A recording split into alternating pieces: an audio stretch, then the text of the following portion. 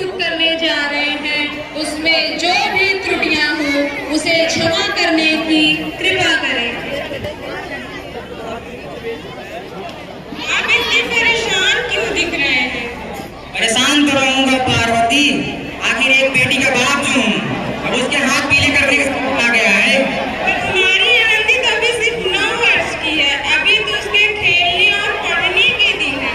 देखो पार्वती, लड़कियां पराया धन होती है, उन्हें जितनी जल्दी घर से विदा कर दे उतना ही अच्छा है। इसलिए कल से आनंदी की पढ़ाई लिखाई पर। पर बाबू, अब इसमें मेरी क्या गलती है? आप मुझे पढ़ाई क्यों नहीं करने देते हैं? तेरी गलती ये है कि तू एक लड़की है, अगर तू एक लड़का होती तो। लड़का होता तो क्या बाबू, लड़का होता तो क्या? ज्यादा जुबान मत चला लड़की, वरना जबान हलक से खींचकर बाहर निकाल दूंगा। बाबू, पढ़ने का मैं कुछ बनना चाहती हूँ, मेरी पढ़ाई मत रोके बाबू।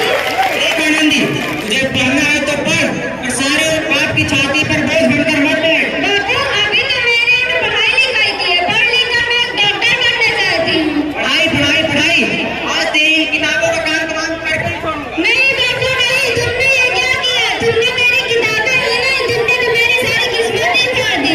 और छोरी, किताबें सिर्फ छोरों पर अच्छी लगती है, छोरियों पर तो सिर्फ मेहंदी अच्छी लगती है। बाबू, लड़का और लड़की में फर्क करना दो आंखों में फर्क करने के समान है। ऐसा मान आनंदी कि तू जिंदा है, कहीं गला दबाकर मार दिया होता तो आज तेरी बात सुनने को नहीं मिलती। पर बाबू, मुझे तो चूल्हा जलाना आता ही नहीं है। इतनी जल्दी चूल्हा जलाना सीख ले, इतना तेरे लिए अच्छा है, क्योंकि तेरी शादी होगी कल तो कल। मुझे माफ कर दे बेटी, मेरे बाबू की जिद के आगे मेरी एक नहीं थकती। मुझे माफ कर दे बेटी।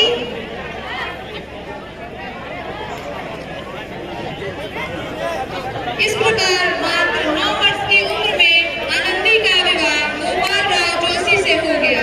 5 वर्ष पश्चात आनंदी के यहाँ एक शिशु ने जन्म लिया। अब आगे देखते हैं इसे क्या हो गया आनंदी? देखिए ना इसे क्या हो गया है।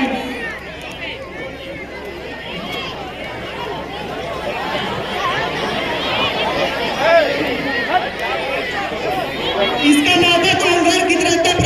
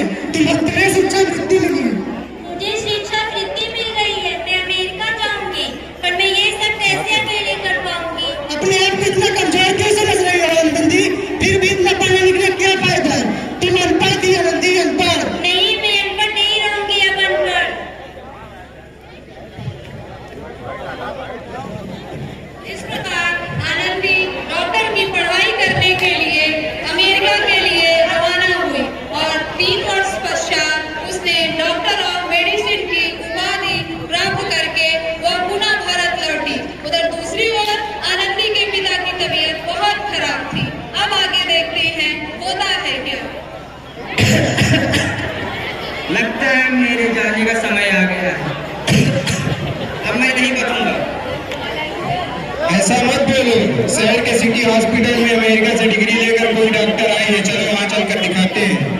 आप सही बोल रहे हैं भैया, कम से कम दिल को तसल्ली तो मिलेगी। चलो जल्दी चलो चलो।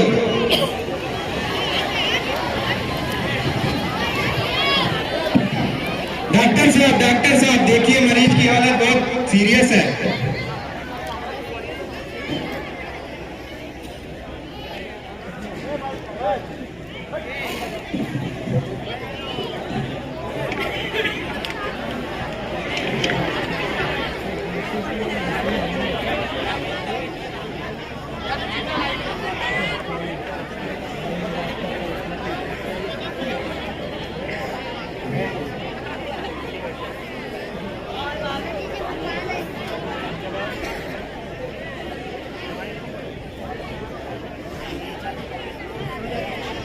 इस मरीज की हालत तो बहुत बेकार है, कोई चमत्कार इसे बचा सकता है। ऐसा मत बोलो, डॉक्टर साहब कब तक आएंगे? डॉक्टर मैडम जल्दी आइए, इस मरीज की हालत तो बहुत बेकार है।